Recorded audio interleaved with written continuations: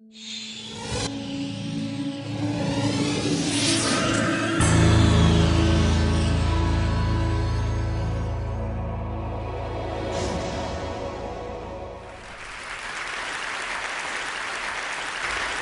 to TED. Thank you very much. The first TED has been great. Have you met anyone interesting? Well, the nice thing about TED is everybody's interesting. I was very glad to see Goldie Hawn because I had an apology to make to her. I'd had dinner with her about 2 years ago, and she had this big wedding ring, and I put it on my finger, and I couldn't get it off. And I went home to my wife that night, and she wanted to know why I had another woman's massive big wedding ring on my finger. And anyway, the next morning we had to go along to the jeweler and get it cut off. So, apologies to Goldie. That's pretty good. So we're going to put up some slides of some of your companies here. You've started one or two in your time. So, Virgin Atlantic, Virgin Records. I guess it all started with a magazine called Student, and then, yes, all these other ones as well. I mean, how do you do this? I read all these sort of TED instructions. You must not talk about your own business and this, and now you asked me, so I suppose you're not going to be able to kick me off the stage since you asked the question. So, it depends what the answer is. But no, I mean, I think I learned early on that if you can run one company, you can really run any companies. I mean, companies all about finding the right people and inspiring those people, drawing out the best in people. And I just love learning, and I'm incredibly inquisitive, and I love taking on the status quo and trying to turn it upside down. So I've seen life as one long learning process, and if I see. If I fly on somebody else's airline and find the experience is not a pleasant one, which it wasn't 21 years ago, then I'll think, well, maybe I can create the kind of airline that I'd like to fly on, and so got one sort of second-hand 747 from Boeing and gave it a go. Well, that was a bizarre thing because you made this move that a lot of people advised you was crazy, and in fact. In a way, it almost took down your empire at one point. I had a conversation with one of the investment bankers who, at the time when you basically sold your Virgin Records and invested heavily in Virgin Atlantic, and his view was that you were trading, the world's 4th biggest record company for the 25th biggest airline, and that you were out of your mind. Why did you do that? Well, I think that. There's a very thin dividing line between success and failure, and I think if you start a business without financial backing, you're likely to go the wrong side of that dividing line. We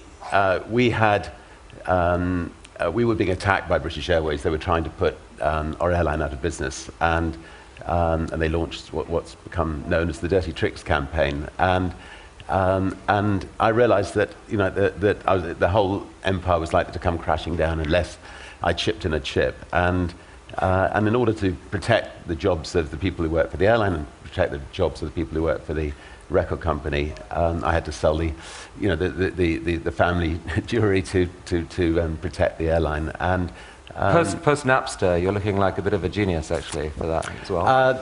Yeah, as it turns out, it proved to be the right move, but it was sad at the time, but we moved on. Now, I mean, you use the Virgin brand a lot, and it seems like you're getting synergy from one thing to the other. What does the brand stand for in your head? Well, I mean, I like to think it stands for quality. That if somebody comes across a Virgin company, that not quality, Richard. Come on now. Everyone says quality. No, but I was going to move on. It's I mean, we have a lot of fun, and I think the people who work for it enjoy it.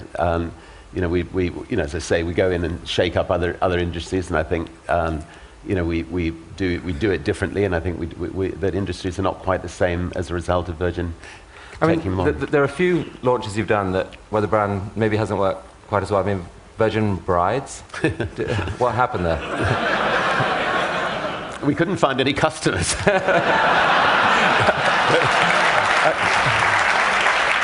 I was actually also curious why. I mean, I think you missed an opportunity with your condoms launch. You called it Mates. I mean, couldn't you have used the Virgin brand for that as well? Virgin no longer, or something. Again, we may have had problems finding customers. I mean, often when you launch a company and you get customer complaints, you can deal with them. But about 3 months after launching the condom company, I had a letter of complaint, and I sat down and wrote a long letter back to this lady apologizing profusely, but obviously there wasn't a lot I could do about it. And then 6 months later, or 9 months after the problem had taken, I got this delightful letter with a picture of the baby asking if I'd be godfather, which I became. So all worked out well. Really? Again. Yes. You should have brought a picture. That's wonderful. So just help us with some of the numbers. I mean, what are the numbers on this? I mean, how big is the group overall? What's total revenue? It's about $25 billion now in total. And how many employees? About 55,000. So you've been photographed in various ways at various times, and never worrying about putting your dignity on the line or anything like that. What was that? Was that real? Yeah, it was launching a megastore in Los Angeles, I think. No, I mean, I think... Is that your hair? No. What was that one? Dropping in for tea. Okay. Brilliant. That was quite fun. That was a wonderful car boat launch. Oh, that car that we there was a Tedster invented that, I think. Could you still pause on that one actually for a minute? It's a tough job, isn't it? I mean, it is a tough job. You know, when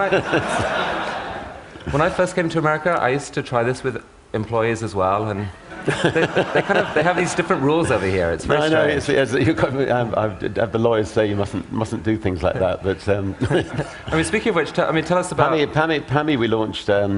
Mistakenly thought we could take on Coca-Cola, and we launched a cola bottle called the Pammy, and it was shaped a bit like Pamela Anderson. But the trouble is, it kept on tipping over. But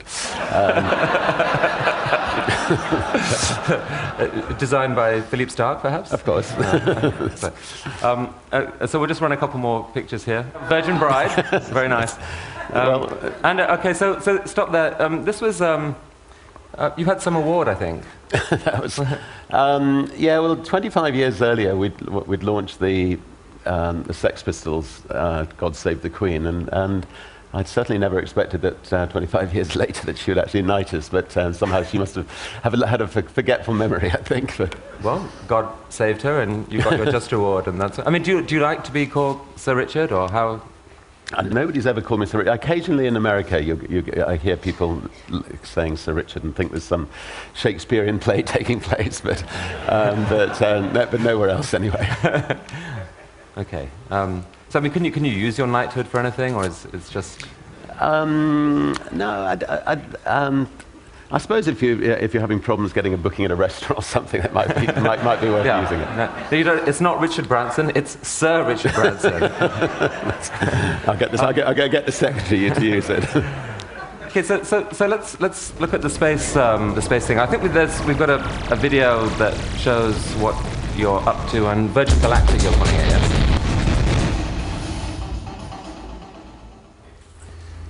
So that's the Burt Rutan designed spaceship. Yeah, it'll be ready in 12 months, and then do 12 months extensive testing, and then 24 months from now, people will be able to take a ride into space. Now, this interior is Philippe Starck designed. Philippe has done quite a bit of it. The logos, and he's building the space station in New Mexico. And basically, he's just taken an eye, and the space station will be one giant eye. So when you're in space, you ought to be able to see this massive eye looking up at you. And when you land, you'll be able to go back into this giant eye. But he's an absolute genius when it comes to design. But you didn't have him design the engine. Philippe is quite erratic, so I think he wouldn't be the best person to design the engine. No. He gave a wonderful talk here. Yeah, no, 2 days ago. Well, some people found it wonderful. Some people found it completely bizarre. But I personally found it wonderful. He's a wonderful enthusiast, which is why I love him. But so, you've always had this exploration bug in you. Have you ever regretted that? Many times. I mean, I think with the sort of ballooning and boating expeditions we've done in the past, I got pulled out of the sea, I think 6 times by helicopters. So, and each time I didn't expect to come home to tell the tale. So, so in those moments, you certainly wonder what you're doing up there. Or what was the closest you got to? I mean, when did you think this is it? I might be on my way out. Well, I think the balloon adventures were each one was each one actually. I think we came close, and I mean, first of all, nobody had actually crossed the Atlantic in a hot air balloon before, so we had to build a hot air balloon that was capable of flying in the jet stream, and we weren't quite sure, when a balloon actually got into the jet stream, when it would actually survive the 200, 220 miles an hour winds that you can find up there. And so just the initial lift off from Sugarloaf to cross the Atlantic as we were pushing into the jet stream, this enormous balloon, the top of the balloon ended up going at a couple of 100 miles an hour. The capsule that we were in at the bottom was going at maybe 2 miles an hour, and it just took off, and it was like holding on to 1,000 horses, and we were just crossing every finger, praying that the balloon would hold together, which fortunately it did. But the ends of all those balloon trips were, something seemed to go wrong every time. And on that particular occasion, the more experienced balloonist who was with me jumped and left me holding on for dear life. But did he tell you to jump, or he just said, "I'm out of here"? No, he told me to jump, but once his weight had gone, the balloon shot up to 12,000 feet, and I put on. And you inspired an Ian McEwan novel, I think. Wow. And I put on oxygen masks and stood on top of the balloon with my parachute, looking at the swirling clouds below, trying to pluck up my courage to jump into the North Sea, which. And it was a very, very, very lonely few moments. But anyway, we managed to survive. Did you jump, or did it came down in the end? Well, I knew I had about half an hour's fuel left, and I also knew that the chances were that if I jumped, I would only have a couple of minutes of life left. So I climbed back into the capsule and just desperately tried to make sure that I was making the right decision, and wrote some notes to my family, and then. Climbed back up again, looked down at those clouds again, climbed back into the capsule again, and then finally just thought, there's a better way. I've got this enormous balloon above me is the biggest parachute ever. Why not use it? And so I managed to fly the balloon down through the clouds, and about 50 feet before I hit the sea, threw myself over. And the balloon hit the sea and went shooting back up to 10,000 feet without me. But it was a wonderful feeling, being Wow. in that water. And What did you write to your family? Just what you would do in a situation like that. Just and I love you very much, and I'd already written them a letter before going on this trip, which just in case anything had happened. But fortunately they never had to use it. Your companies have had incredible, PR value out of these heroics for years, and until I stopped looking at the polls, you were sort of regarded as this great, hero in the UK and elsewhere. And I mean, cynics might say, this is just a smart business guy doing what it takes to, execute his particular style of marketing. How much was the PR value part of this? Well, of course, the PR experts said that as an airline owner, the last thing you should be doing is heading off in balloons and boats and crashing into the seas. And in fact, They had a point, Richard.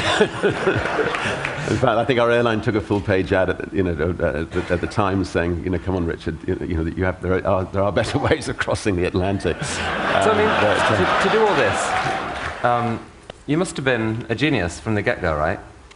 I mean, I won't contradict that, but okay, this isn't exactly hardball. Okay.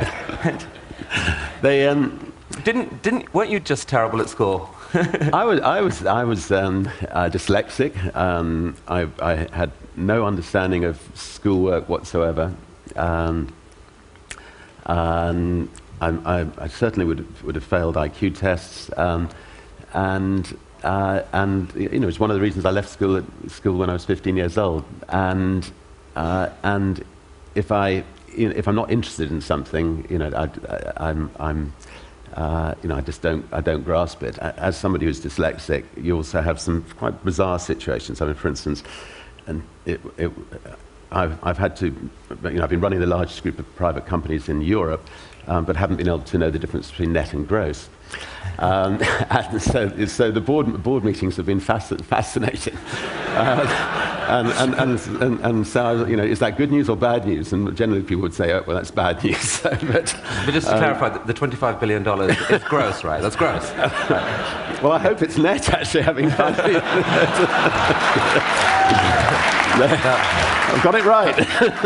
No, trust me, it's gross. No, when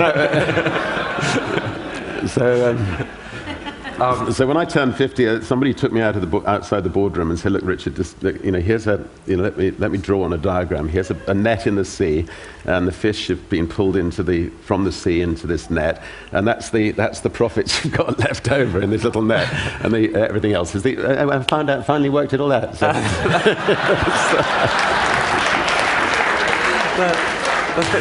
But I mean, at school, so as well as being, doing pretty miserably academically, but you were also like the captain of the cricket and football team. So you were kind of you're a natural leader, and but just a bit of were you a rebel then, or how would you?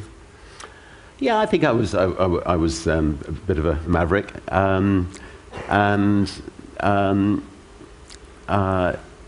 I was fortunately good at sport, and so that at least I had something to excel at school.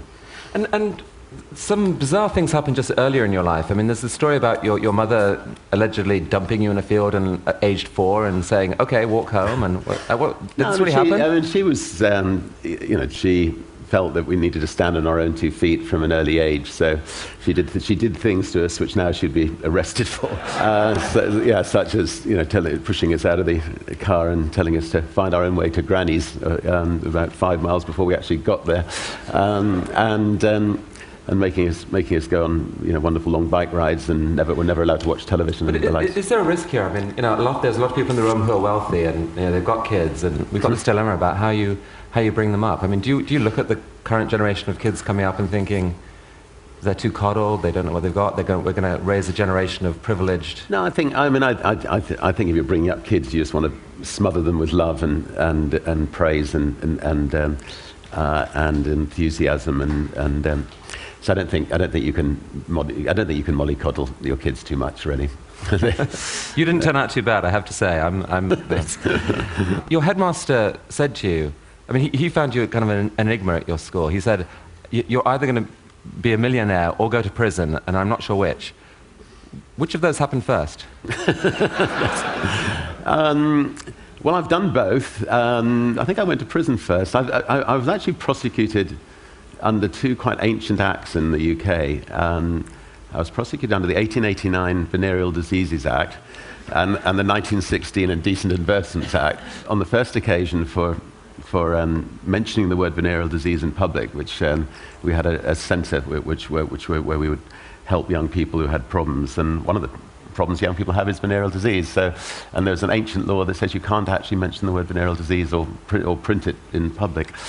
So the police knocked on the door and told us they were going to arrest us if we carried on mentioning the word venereal disease. We changed it to social diseases, and people came along with acne and spots, but nobody came with VD anymore. So we put it back to VD and promptly got arrested. And then subsequently, never mind the bollocks, here's the Sex Pistols, the word bollocks. The police decided was a rude word, and so we were arrested for using the word bollocks on the Sex Pistols album.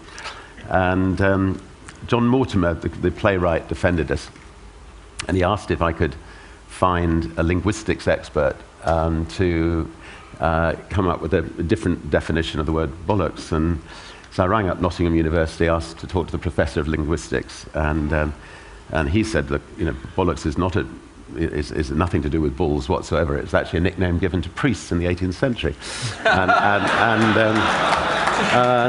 And he went furthermore, I'm a priest myself, and so I said, well, would you mind coming to the court? And he said he'd be delighted. And I said, he said, would you like me to wear my dog collar? And I said, yes, definitely, please. That's great. So our key witness was argued that it was actually, never mind the priest, here's the Sex Pistols, and the judge reluctantly found us not guilty. So. That is outrageous. So here, seriously, is there a dark side? I mean, a lot of people would say there's no way that someone could put together this incredible collection of businesses without knifing a few people in the back, doing some ugly things. You've been accused of being ruthless. There was a nasty biography written about you by someone. Is any of it true? Is there an element of truth in it?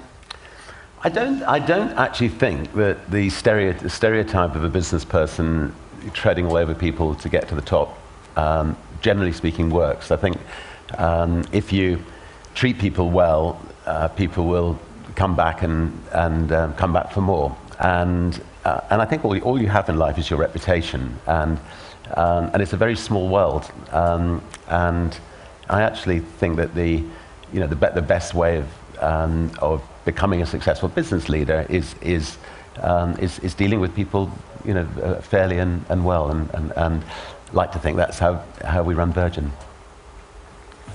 And what about the people who love you and who see you keep getting caught up in these new projects? I mean, it almost feels like you're addicted to launching new stuff. You get excited by an idea and kapow.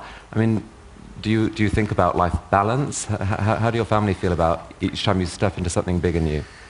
I also believe that being a father is incredibly important. So, from the time the kids were very young, when they go on holiday, I go on holiday with them, and so, we spend a very good sort of 3 months away together.